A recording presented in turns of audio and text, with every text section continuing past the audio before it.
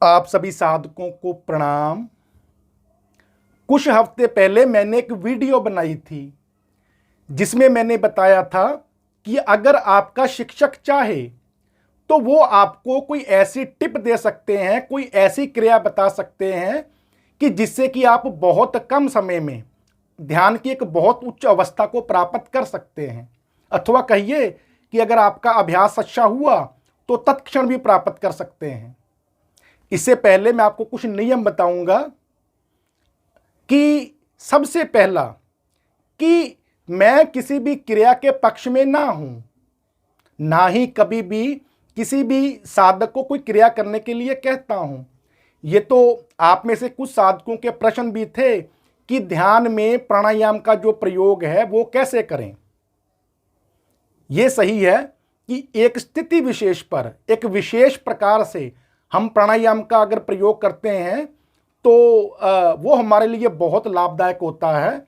उससे हम ध्यान की कुछ समय में ही एक उच्च अवस्था को प्राप्त कर लेते हैं।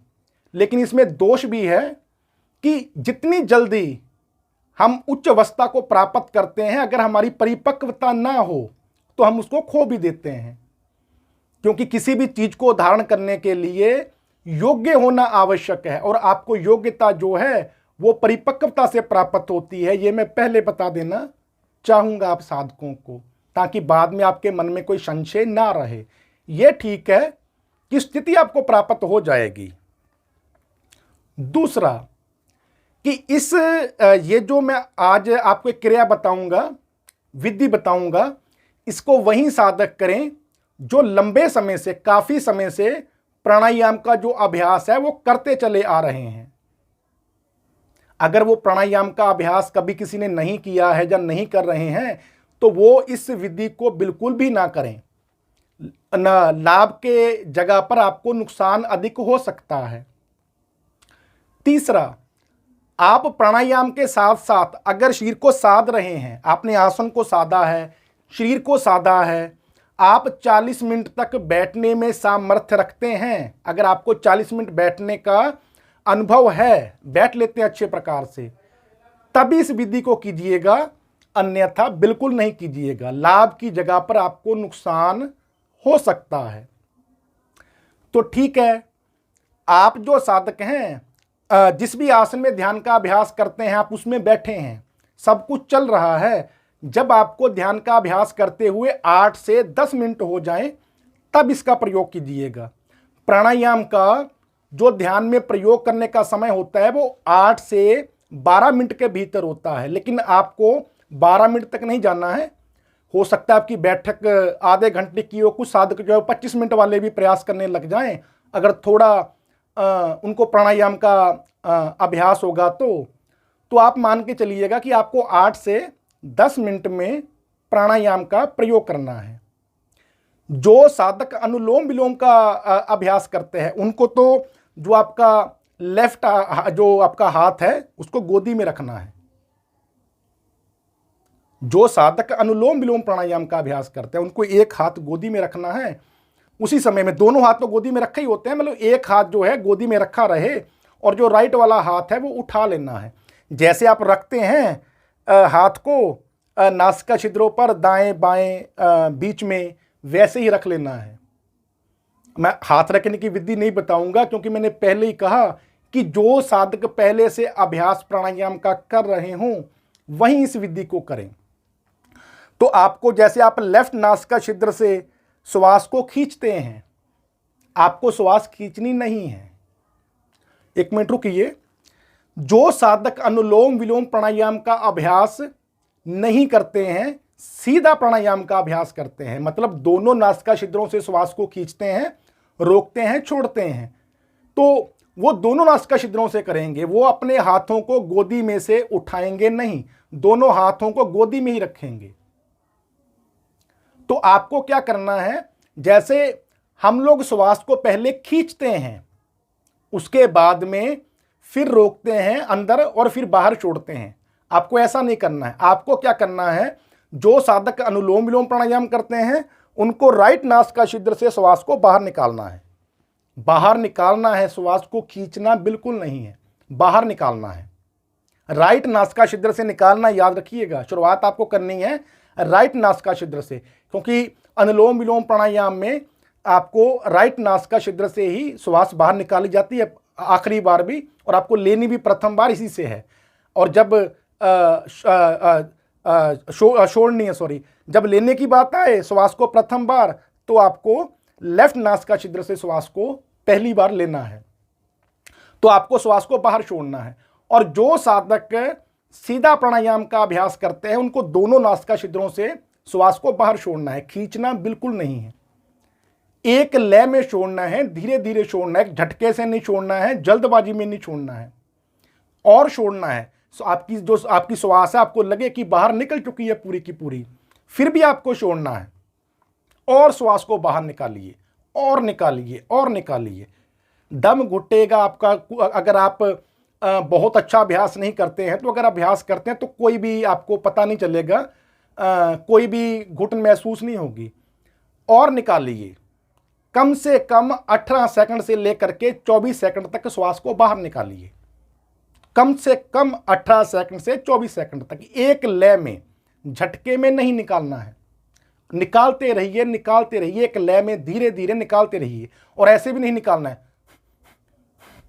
ऐसे भी नहीं, झटके में, ऐसे बीच में झटके नहीं लगना चाहिए, एक लय में निकालनी है। अभ्यास होना चाहिए आपको। तो जब आपको 18 से लेकर 24 सेकंड कम से कम हो जाए, श्वास पूरी बाहर निकल जाए, फिर आपको श्वास को बाहर ही स्थिर कर देना है कुछ समय के लिए। कुछ समय का अर्थ होता है 24 से कम 24 से 30 सेकंड के लिए श्वास को बाहर ही स्थिर कर देना है।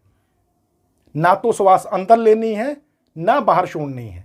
और आपका जो दम है वो घुटना नहीं चाहिए, शरीर आपका हिलना नहीं चाहिए। शरीर अच्छे प्रकार से, जो बॉडी है वो बैलेंस रहनी चाहिए।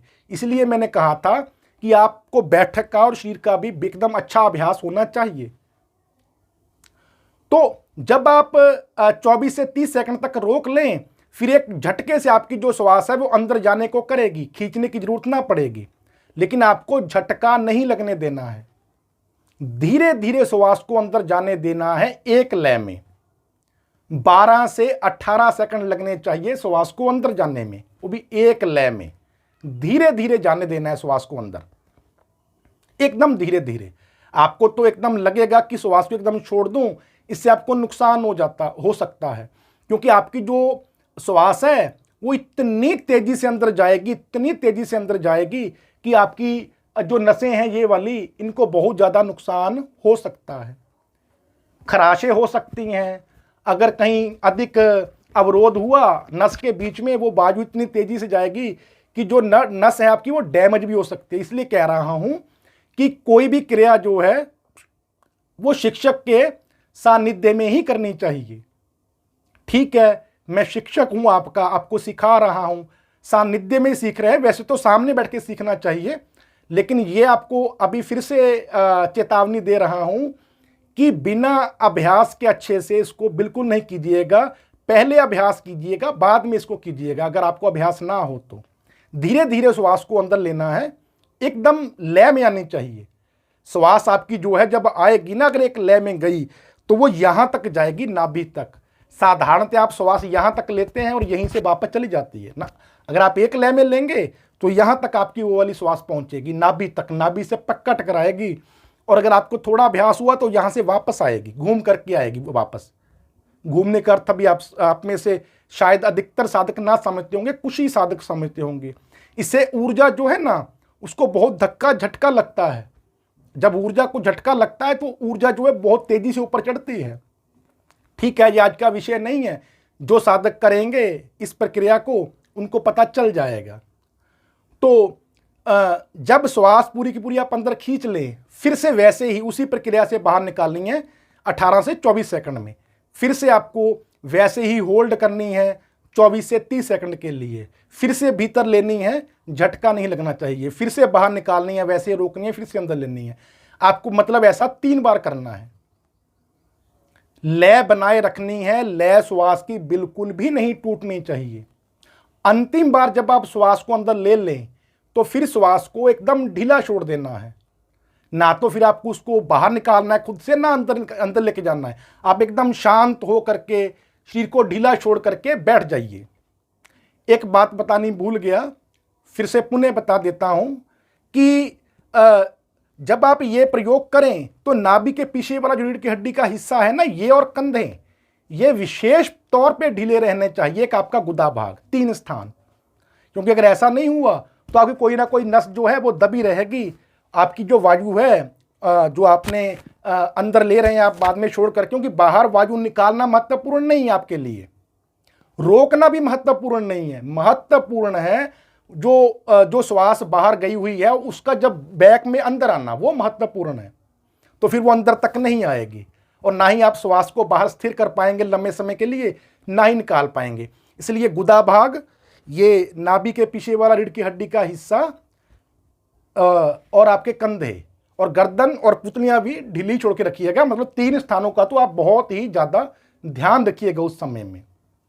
गर्दन आपकी ऊपर ही रहे, क्योंकि जब कोई नली होती है ना, कोई भी कुछ भी पाइप होता है, पाइप मान लीजिए बहुत लंबा पाइप है, जब आप उसमें से हाथ डाल के उसको साफ नहीं कर पाते हैं, कोई वस्तु है जो उस तरफ आपको पल्ली तरफ निकालनी है, ना ही आपके पास में कोई ऐसे औजार है वो उस जो अटकी हुई मैल है या फिर कोई विशेष वस्तु है जिसको आपको बाहर निकालना है, तो जब आप उसको नहीं निकाल पाते हैं तो कई बार क्या होता है, पुरानी विधि थी, पंप करते थे।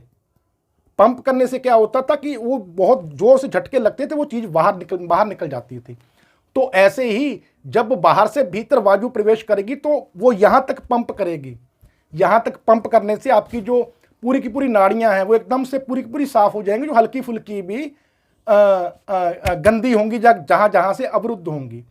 वैसे तो जो साधक का अभ्यास कर रहे हैं काफी हद तक तो उनकी जो नाड़ियां हैं वैसे ही क्लीन होंगी, लेकिन और भी एकदम पूरी हो जाएंगी। ऊपर से जिस वस्तु की बात कर रहे हैं वो है ऊर्जा, उसको झटका लगेगा तो वो एकदम से ऊपर चढ़ेगी।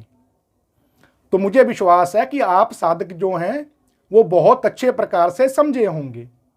मैं फिर से आपको बता देना चाहूंगा कि अगर किसी भी साधक को ये करते हुए समस्या आए कोई भी किसी भी प्रकार की, तो वो मेरे से कांटेक्ट कर सकते हैं, मैं समाधान दूंगा। क्योंकि मैंने ये क्रिया दी है तो मैं समाधान भी दूंगा। लेकिन जिन साधकों को प्राणायाम का अभ्यास नहीं होगा, उनको कोई भी समस्या आ जाए मैं कोई भी समाधान नहीं दूंगा। जिन साधकों को बैठक का अच्छा अभ्यास नहीं होगा, वो अगर करेंगे इस क्रिया को, कोई भी समस्या आ जाएगी तो मैं समाधान नहीं दूंगा।